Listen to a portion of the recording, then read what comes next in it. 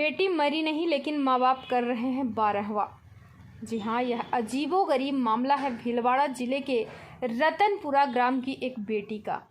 हुआ यूँ कि भीलवाड़ा जिले में रतनपुरा गांव में एक बेटी ने अपनी पसंद के युवक के साथ भागकर ब्याह रचा लिया और तो और उसने थाने में माँ बाप को पहचानने से इनकार कर दिया, जिससे परिजन इतना खफा हुए कि उसके जिंदा होने के बावजूद उसके मृत्यु के शोक पत्र छपवाकर समाज में निमंत्रण भी भेज दिया। अब इस मामले में युवती के पिता नारायण लाल और मां हेमलता ने सामने आकर अपनी जिंदा बेटी के शोक पत्रिका छपाने और आगामी 13 जून को 12वां करने के कदम को सही ठहराते हुए अपना दर्द भी बयां किया है। अपनी मर्जी से प्रेमी से शादी करने वाली जिंदा बेटी की शोक पत्रिका छपवाकर उसके मृत्यु भोज के आमंत्रण देने वाले पिता नारायण लाल जाट ने अपना दर्द बयां करते हुए कहा कि मेरी बेटी की सगाई टूट गई थी, तब मैंने बेटी को और भी लड़के दिखाए मगर उसने मना कर दिया कि मुझे पढ़ने दो, मुझे कोई तकलीफ़ नहीं थी। उसके बाद मुझे पता ही नहीं चला और मेरी बेटी उस लड़के के साथ भाग गई। मैं तब बाहर था। इसके बाद भी हम दोनों पति पत्नी उस लड़के के घर पर गए, उसके पिता से बात की और यह कहा कि उन दोनों को वापस ले आओ और हम शादी करने के लिए तैयार हैं। उन्होंने मुझसे कहा कि जैसा आप चाहते हैं हम तैयार हैं और मुझे भ्रम में रखा। वह लोग भी हमारे घर आए, हमारे साथ खाना खाया, मगर जब सदर थाने से यह फ़ोन आया कि लड़के लड़की वापस आ गए हैं, तब मैंने लड़के के परिजनों से कहा कि हम अपनी अपनी रिपोर्ट वापस ले लेते हैं, मगर वह नहीं माने और सदर थाने में उन दोनों के बयान करवाए। मेरी बेटी ने हमें पहचानने से इनकार कर दिया, मुझसे कहा कि मैंने अपने हिसाब से शादी कर ली, अब मैं आपके घर नहीं जाना चाहती हूँ और मैं इसी के साथ रहूँगी। तब हमारे लिए तो वह मर चुकी है, तो हमने शोक पत्रिका छपवा दी। नारायण लाल ने यह भी स्पष्ट किया कि 13 जून को वे उसका 12वां भी करेंगे। मैंने 20 साल उसका लालन पालन किया, पढ़ाया लिखाया, हमारा क्या बचा?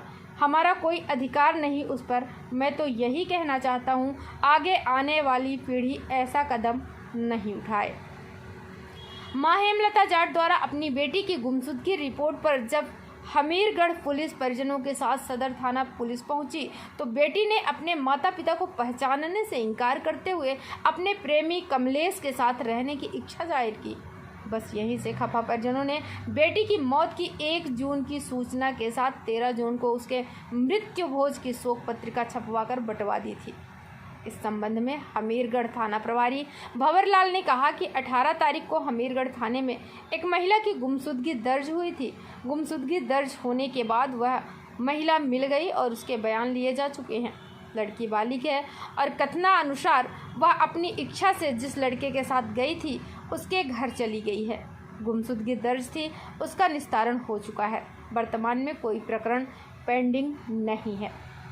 भीलवाड़ा से हमारे संवाददाता गोविंद पायक की रिपोर्ट। जैसे कि लड़की बैंक में गई थी हमीरगढ़ पैसे जमा कराने, गाड़ी किस्त जमा कराने के लिए।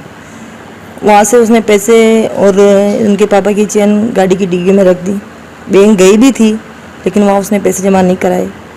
मैंने उसको कॉल किया, ये कहाँ है तो उसने बोला मैं बैंक में हूँ, 5 मिनट में वापस आ रही हूँ, ठीक है ना। फिर उसने फ़ोन स्विच ऑफ कर दिया।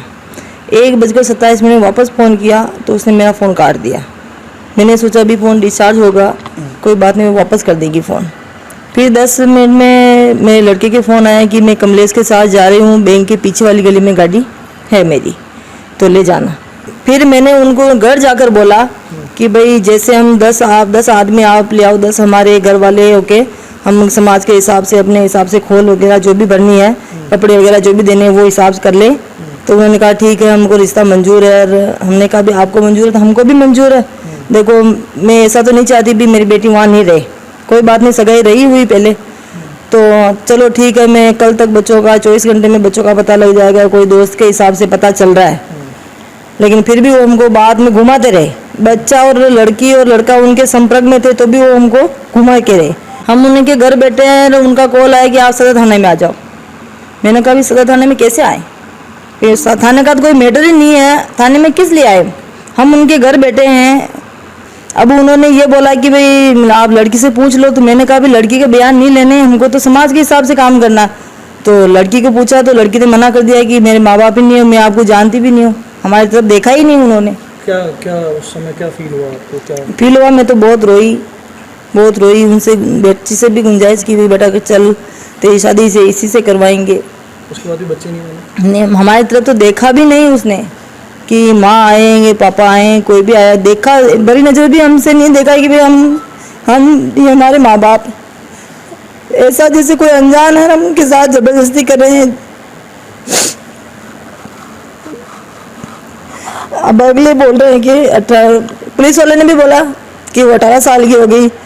क्या मैं गवर्नमेंट से ये कहूँगी कि भाई 18 साल की यूँ ही हो जाती है क्या?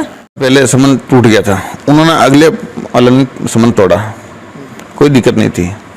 फिर बाद में अपन ने भी बच्ची को बोला भाई और भी लड़के दिखाए, तो उन्होंने मना कर दिया भी पढ़ने दो, हमारे को कोई तकलीफ ही नहीं थी। उसके बाद अब मतलब पता ही नहीं चला, वो लड़की उस लड़के के साथ भाग गई। भागने के बाद भी मैं बाहर था, मैं आया, हम दोनों पति पत्नी उनके घर पे चले गए बच्चे के। उसके पिता से बात की तो वापस ले आओ उनको, हम शादी कराने के लिए तैयार हैं। तो उन्होंने भी बोला भाई आप जिस बात में अग्री हो हम भी आपके साथ हैं। हमको भ्रम में रखा इस बात से, और वो भी हमारे घर पे आए, खाना खाया, हम भी उनके घर पे खाना खाए, सब अच्छा चलता था।